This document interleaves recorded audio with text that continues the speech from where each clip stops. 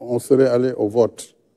Si on avait voté le 25, il est clair qu'avant le 2 avril, tout le processus électoral allait être terminé et donc il n'y aurait eu aucune difficulté à ce que le nouveau président élu à partir du scrutin du 25 février puisse prêter serment le 2 avril. Maintenant, nous ne sommes plus dans ce cas. Le Conseil l'a clairement dit, après avoir annulé la loi et le décret qui était pris sur la base de cette loi. Donc, le Conseil clairement a indiqué aux autorités compétentes, en premier chef le président de la République, que c'est lui qui doit prendre le décret convoquant le collège électoral et fixant le décret fixant la nouvelle date.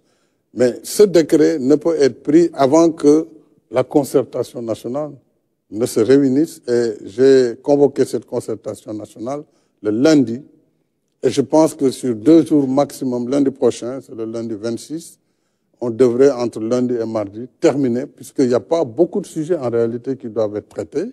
Quelle date pour l'élection et qu'est-ce qu'il faut faire sur l'après 2 avril. Donc, c'est des sujets qui peuvent être simples si les gens mettent en avant l'intérêt supérieur de la nation, dès lors que la participation du président, sa prolongation à la tête du pays n'est plus en jeu, et ne l'a jamais été d'ailleurs. Si on trouve ce consensus, moi je prendrai le décret immédiatement pour fixer la date. Si le consensus n'est pas trouvé, je renverrai l'ensemble au niveau du Conseil constitutionnel en ce moment qui avisera. Si je comprends bien, le 2 avril, vous allez passer le pouvoir à votre successeur si la date a été retenue pour les élections présidentielles, pour la présidentielle. Il ne peut y avoir de successeur tant qu'il n'y a pas d'élection. Oui, clairement, il faut qu'il y ait une élection, que le processus électoral arrive à terme et qu'on élise un président de la République, qu'il entre en fonction, c'est-à-dire qu'il prête serment devant le Conseil constitutionnel. En ce moment, il fait la passation. Mais ça, si c'est avant le 2, si on arrive à le faire avec des mécanismes qu'il faut trouver, parce qu'il y a quand même le code électoral, il y a un certain nombre de lois qui définissent des termes, il faut peut-être trouver le mécanisme de passer outre. En ce moment, oui, il serait possible que moi je passe le témoin au président élu, ou en tout cas, si le processus ne finit pas aussi et qu'il y a un second tour, le président élu prendra le témoin du président qui fera cette transition entre le 2 avril et la date de l'élection et l'installation du nouveau président. Parce que la contestation au niveau des... Contestation. Oui, juste une petite question pour préciser. La parole, elle est partagée, M. Alassane Samba Diop.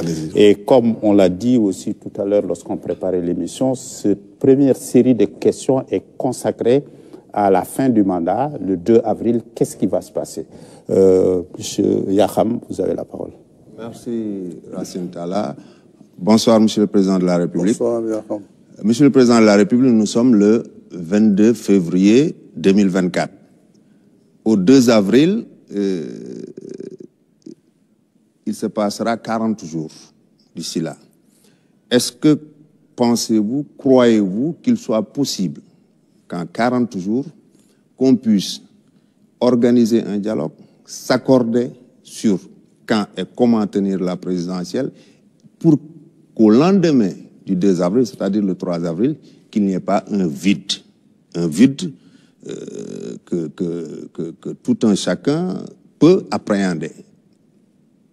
Vous savez, en ce moment précis, il ne m'appartient pas de dire voilà la date tant que les forces vives. Et parmi ces forces vives, vous avez les candidats. Il y a plusieurs types de candidats. Nous avons la série des candidats déjà validés dans le processus antérieur, la série des candidats dits spoliés de leur parrainage qui ne sont pas d'accord et d'autres qui ont été éliminés. Ça, ce sont les premiers acteurs. Les autres acteurs, ce sont les partis politiques, la société civile, les religieux, comme nous avons toujours considéré ce qu'on a appelé les forces vives de la nation, et qui, à chaque fois, le secteur privé, d'ailleurs, les syndicats et autres. Mais lorsque ces assises vont se tenir lundi, on verra, compte tenu du contexte et du risque de vacuité après le 2, que les gens mettent en avant encore une fois la République, le pays, sa stabilité, pour voir est-ce qu'on peut d'ici le 2 finir le processus. Je ne le pense pas, mais ce n'est pas ce qui est essentiel. Mais pour le faire, par quels moyens il faut passer? Parce qu'il faudra passer par des raccourcis si on veut tenir absolument à faire l'élection avant le 2. Il y a le code électoral qui fixe des délais, c'est la loi, ce sont des délais légaux. Alors tout cela nécessite justement ce dialogue. S'il y a un consensus au cours du dialogue, mais le consensus va prévaloir. En ce moment, on pourra passer outre les lois qui fixent les délais. Si le dialogue indique par contre qu'on ne doit pas